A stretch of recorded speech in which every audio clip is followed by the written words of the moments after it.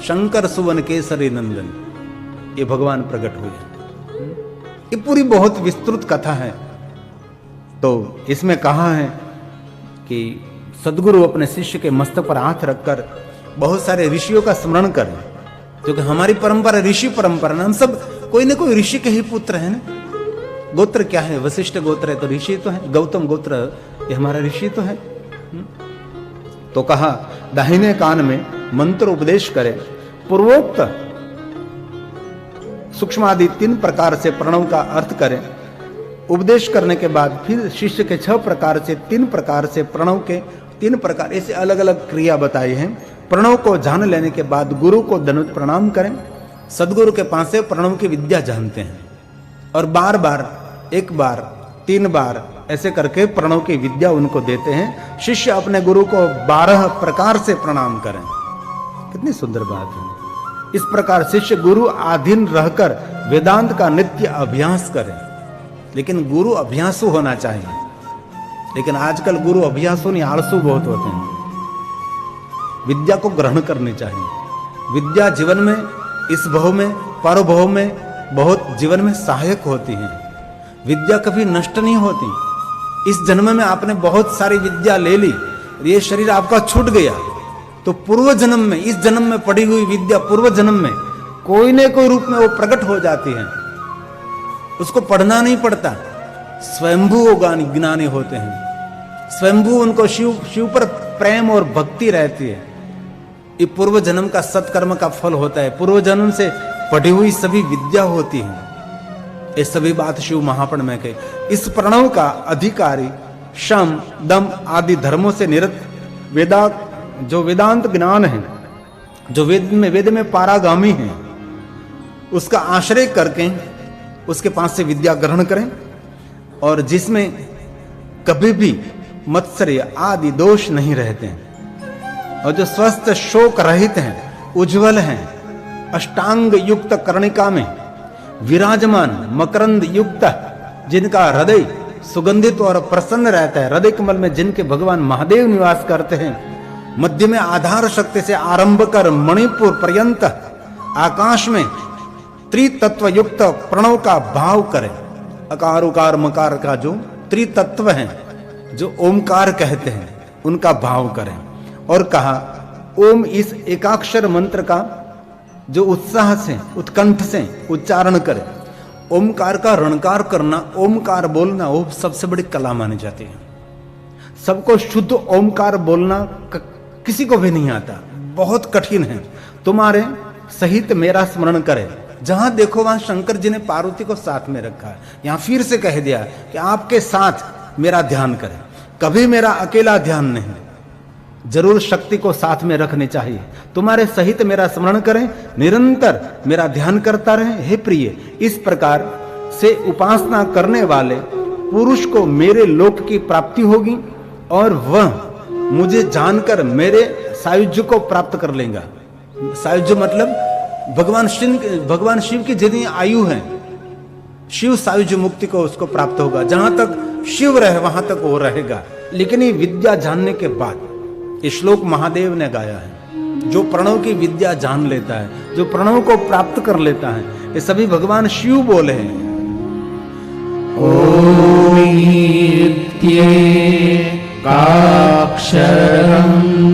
ब्रह्मा उकार मकार एकाक्षर ओम व्याहरन्मा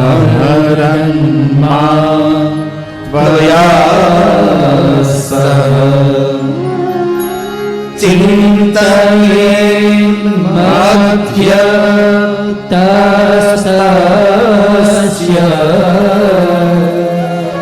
नित्यमुद्युक्त मानस। ये भगवान स्वयं महादेव ने कहा है, जो कोई मनुष्य ऐसी क्रिया करेंगे, आपके सहित मेरा स्मरण करेंगे, जो पुरुष मेरे लोक की प्राप्ति करना चाहते हैं, वो मेरी उपासना करें। हे प्रिय, भगवान शंकर जी पार्वती को निरंतर प्रिय प्रिय प्रिय बोलते रहते। और कहीं कहीं कथा तो हमने उमा संहिता में सुनी, तो एक एक श्लोक पर भगवान शंकर जी की पार्वती का नाम बदलते रहते हैं। एक नाम फिर से शिव नहीं बोले। ऐसे अलग अलग नामों से भगवान शंकर जी का, भगवान स्वयं शंकर जी भवानी का संबोधन करते रहे। ऐसे भगवान शंकर जी का ऐसा वरदान है। इसलिए शिव सायुज्य मुक्ति जिनको प्राप्त करना है उनके लिए शिव सहित मां भवानी का स्मरण करना चाहिए। इसलिए तो अकार उकार मकार ओमा ओमकार नमः शिवाय एक क्या है, शिव शक्ति का स्वरूप माना जाता है ना। इस शिव का भी है और शक्ति का भी इसमें निरूपण है। इसलिए श्रेष्ठ और महामंत्र आदि मंत्र ओम नमः शिवाय मंत्र माना जाता है। ये अंतिम श्लोक है तीसरे अध्याय का। एवं विद्यो एवं विद्यो जो कोई मनुष्य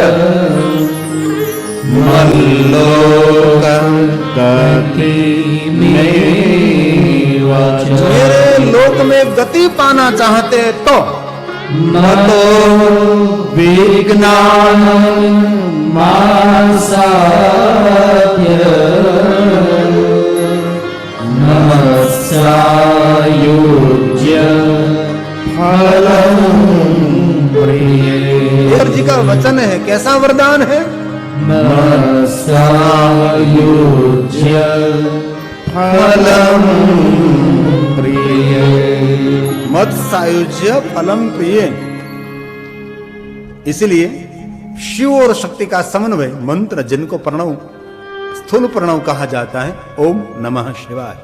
इस संन्यास पद्धति में सब कुछ बहुत उनका विस्तार होता है। हम सब तो ज्यादा संसारी हैं, लेकिन संसारियों लोग की बहुत गहन प्राप्त करना आवश्यक नहीं है। हमारे लिए सरल मार्ग पंचाक्षर मंत्र है, लेकिन संन्यास धर्म में जो प्रवेश करते उसके लिए बहुत महत्व का कार्य है। तो तीसरा अध्याय कैलाश संहिता का हमने पूर्ण किया। अब चतुर्थ अध्याय प्रारंभ करें, लेकिन इससे पहले बागेश्वरी आधारित हम थोड़ी मिनटों के लिए थोड़ा सा संकीर्तन करेंगे तो ठीक रहता है, मन परमात्मा में स्थिर होता है।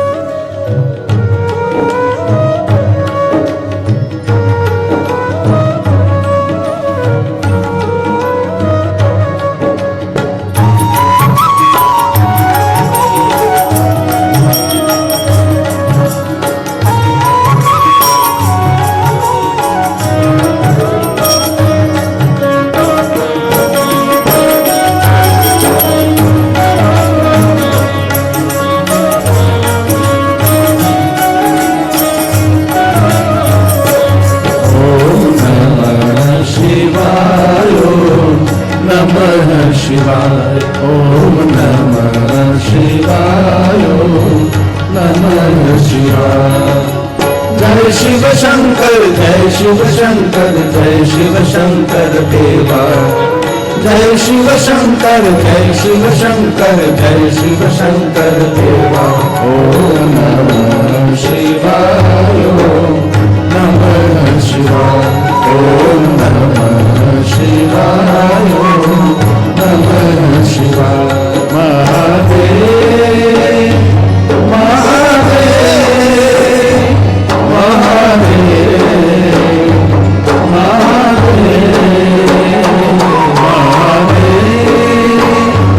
महादेव महादेव महादेव।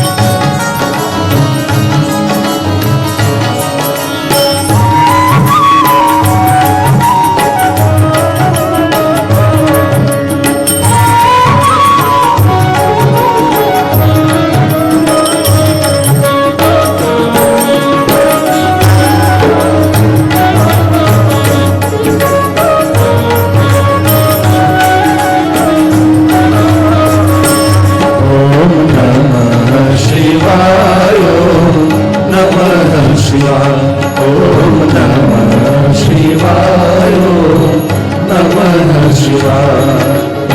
जय शिव शंकर जय शिव शंकर जय शिव शंकर देवा जय शिव शंकर जय शिव शंकर जय शिव शंकर देवा ओम नमः शिवाय ओम नमः शिवाय ओम नमः शिवाय ओम नमः शिवाय महादेव महादेव महादेव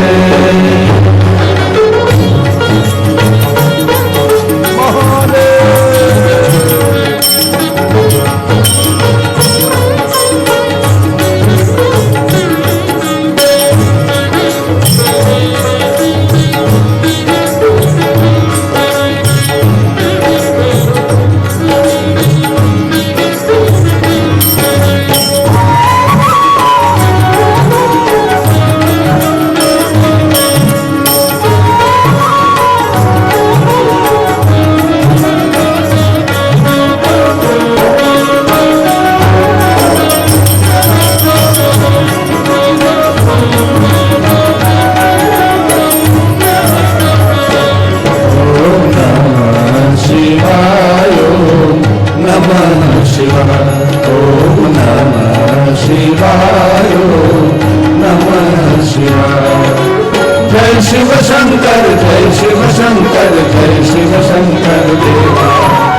जय शिव शंकर जय शिव शंकर जय शिव शंकर देवा। ओम नमः शिवाय नमः शिवाय ओम नमः शिवाय नमः शिवाय। महादेव महादेव महादेव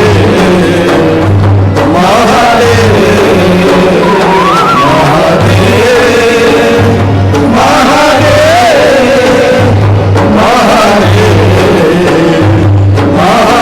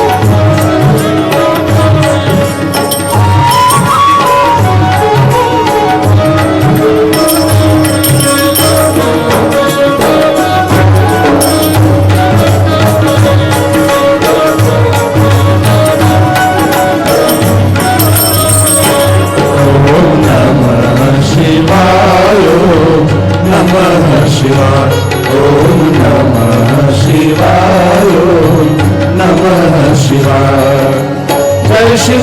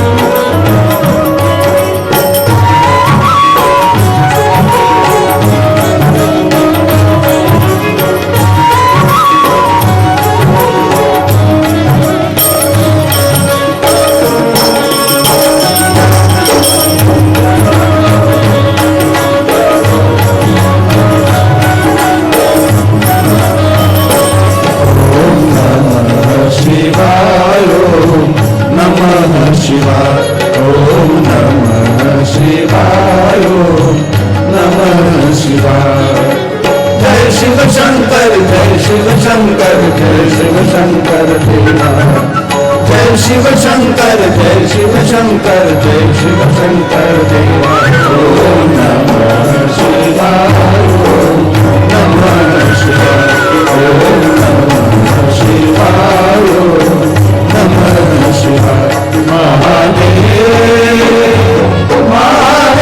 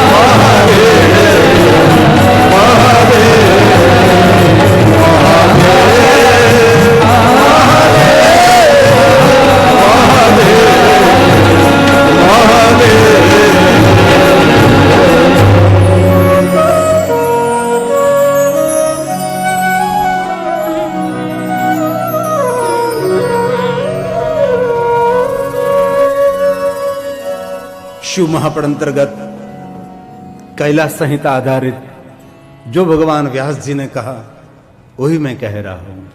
अब कहते भगवान महादेव, हे देवी, पार्वती बोलते हैं तो कहते कि हे देवा, और महादेव बोलते तो कहते कि हे देवी, हे प्रिय, अब मैं तुम्हारे ऊपर स्नेह के कारण संप्रदाय अनुसार संन्यास तथा आहिंतक कर्म का वर्णन करता हूं। गहन विषय है, लेकिन महादेव जी जो बोल रहे तो जरूर सुनना चाहिए। ये सब सन्यासियों के लिए है, लेकिन जरूर हम जाने तो सही कि सन्यासियों के लिए क्या परंपरा है जो शिव महापुराण आधारित हैं, जो कथा अनसुनी रही हैं। हम भी पहली बार गा रहे हैं और कहीं श्रोता भी पहली बार सुन रहे होंगे। स्वयं महादेव बोले, अतः परम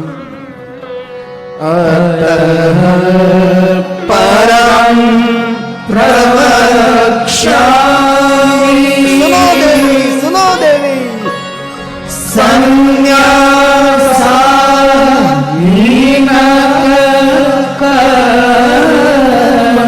महादेव बोले, तव स्नेहान्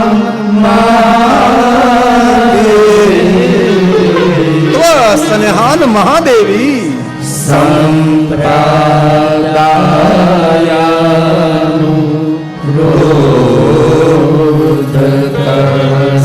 अनुसार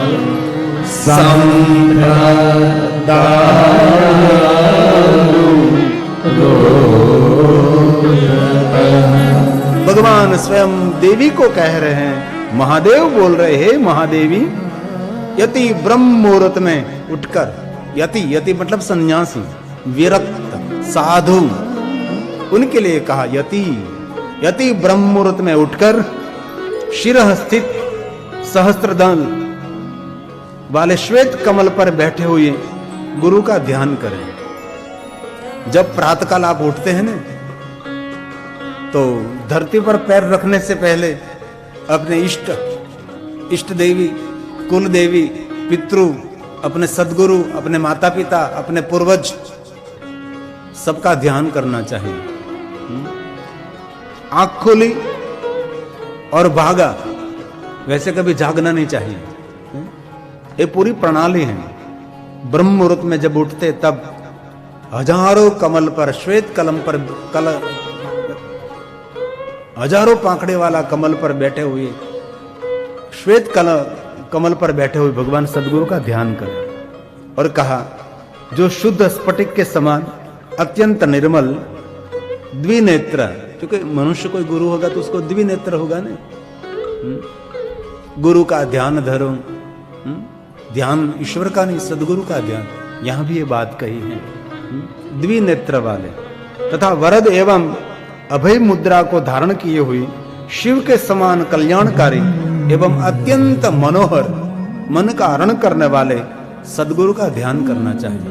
सुबह सुबह में आंख खोलने के बाद महापुरुषों को याद करना चाहिए, तीर्थों को याद करना चाहिए, सप्त गंगाओं को याद करना चाहिए, सप्त ऋषियों को याद करना चाहिए, सप्त पतिव्रता नारी को याद करना चाहिए, अपने इष्ट को याद करना चाहिए, कुल देवी को याद करना चाहिए, अपने माता पिता को याद करना चाहिए, पितरों को याद करना चाहिए, सदगुरु का ध्यान करना चाहिए। बाद में हमारे दिन का प्रारंभ होना चाहिए। ये सदगुणी मनुष्यों के लिए है। हमारे लिए तो बेड में ही तमाकू देवताभ्यो नमः, ये महापुरुषों के लिए बात है। प्रातः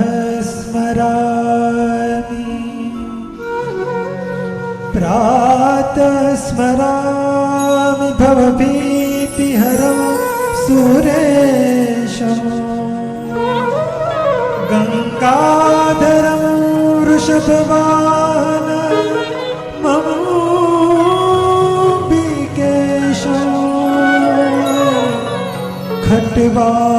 खट्वांगशूलवरदा भयहस्तमीशं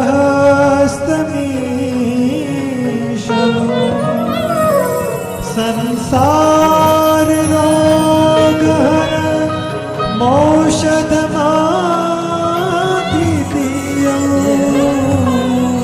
प्रातः स्मरामि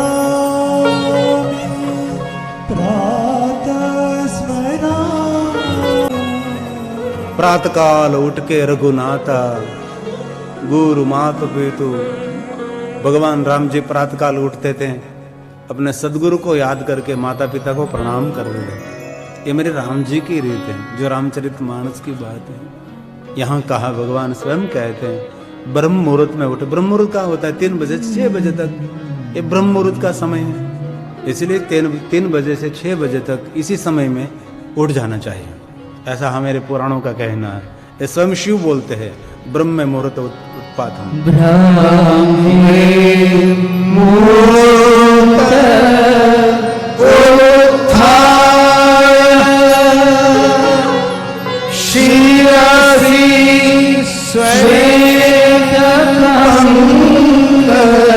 श्वेत कमल पर विराजमान गुरु जी को प्रणाम करे, शीर्षि नमनम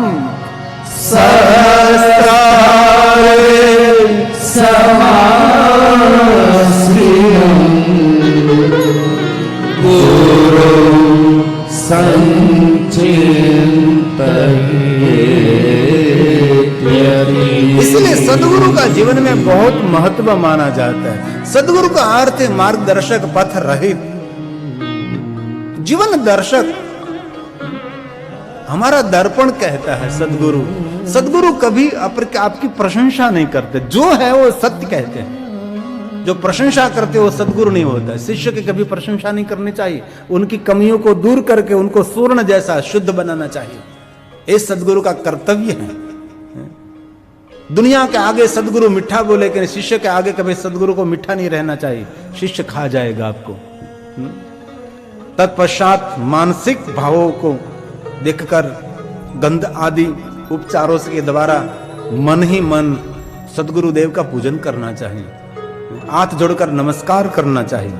प्रातःकाल जो एक मानसिक पूजन कहा जाता है ना, अभी इसमें कोई स्नान की कोई आवश्यकता नहीं है। आपके बिस्तर पर बैठे आदर के साथ मन सदगुरु को जोड़ दीजिए, उसको प्रणाम करें और बहुत सारे गंध आदि सुगंधित द्रव्यों से उसका अर्चन पूजन करें और बार बार सदगुरु को नमस्कार करें। और सदगुरु को मनुष्य के रूप में देखना वो भी अपराध माना जाता है। सदगुरु को प्रार्थना करके जगन्नाथ प्रातःकाल में संध्या पर्यंत, संध्या से प्रातःकाल पर्यंत, सुबह से लेकर शाम तक, शाम से लेकर दूसरे दिन सुबह तक कुछ भी मैं करता हूं वह सब आपका ही पूजन आप मान लीजिए, ऐसा गुरु को कहना चाहिए शिष्य को। मैं प्रातःकाल उठ रहा हूं, अभी से कोई कर्म का प्रारंभ करूंगा और शाम तक करूंगा, और शाम से लेकर सुबह तक जो करूंगा वह आपका ही पूजन। तो पूजन कैसे हो सकता है? इसमें कोई बुरा काम नहीं कर सकते आप, बुरे काम का बुरे नतीजा। इसलिए उच्च विचार, उच्च कार्य और श्रेष्ठ सत्कर्म मनुष्य जीवन को उज्जवल बनाता है। उसकी परंपरा में प्रकाश रहता है, उसकी परंपरा में अंधकार नहीं होता। आपके परिवार में कोई भी पागल, मंदबुद्धि, अपंग जो जन्म लेता है, समझ लेना चाहिए कहीं न कहीं किसी न किसी कुछ न कुछ घोटाला किया है उसने। तो ही आपके परिवार में ऐसा मंदबुद्धि, पागल, मदिरा पान करने वाला, मांसाहारी, दुष्ट, लंपट, दुनिया को दुख देने वाला, माता पिता को पीड़ित, परिवार को और समाज को कलंकित करने वाला जन्म लेता है। इसलिए अच्छे कर्म करें, ऐसा हमारे शास्त्रों का मानना, हमें ऋषि मुनियों का कहना है सब कुछ। इसलिए इसमें कहा है शिष्य अपनी शरणागति सदगुरु के आगे स्वीकारे। इतना गुरु से निवेदित करते हुए उनके आज्ञा से लेकर प्राणों को रोककर मन से एवं इंद्रियों से वश में रखकर आसन पर बैठे हुए मूलाधार ब्रह्मरंध्र पर्यंत इस चक्रों को शांत करे, जो पूरी ध्यान की क्रिया है ना, चक्र मणिपुर से लेकर सभी चक्रों को शांत करे। जब नारद जी ने हिमालय पहाड़ की गुफा में जाकर भगवान का ध्यान किया था, तब चक्रों को शांत कर दिया था। नाभि से लेकर नीचे से लेकर ऊपर तक, आज्ञा चक्र से लेकर सभी चक्रों को शांत करना, समाधि, बुद्धि का पूर्ण विराम। दुनिया को तो भूल जाना, लेकिन अपने अंग और शरीर स्वयं को भूलना, उसको ध्यान कहा जाता है। अयुतो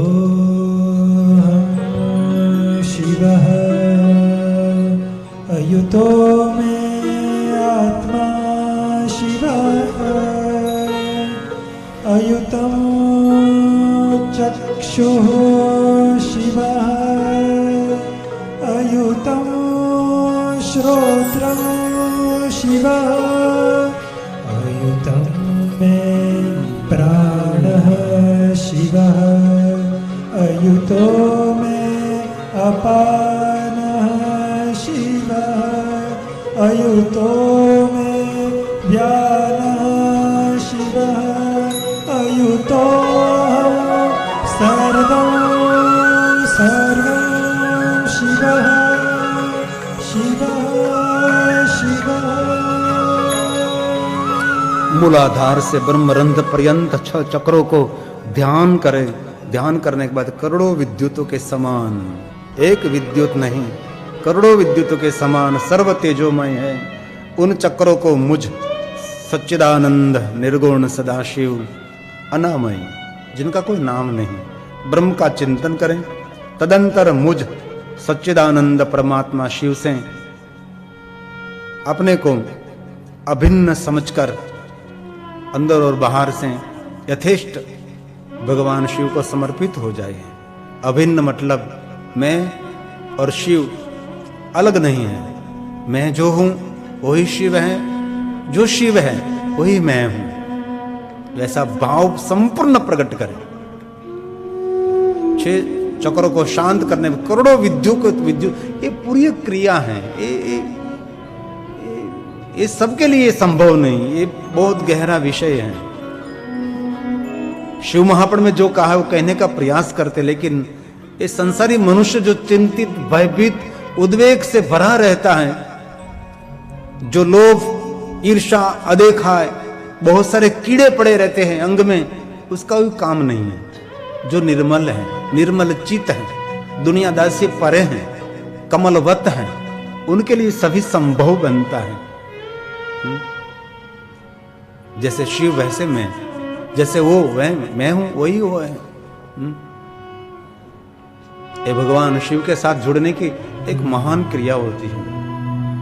ये सबके लिए तो ये संभव नहीं माने जाते हैं, लेकिन ये महादेव ने सब कुछ कहा है, इसलिए हम आपको कहने का प्रयास करते हैं। प्रातः प्रभूति श्लोक शंकर श्लोक में सभी श्लोक नहीं गा रहा हूं, कोई कोई श्लोक इनमें से, क्योंकि महादेव की वाणी हमारे साथ रहे, क्योंकि महादेव के स्वयं के मुख से निकला हुआ प्रसाद है, इसलिए हम गा रहे हैं। प्रातः प्रभूति सायंते सायागी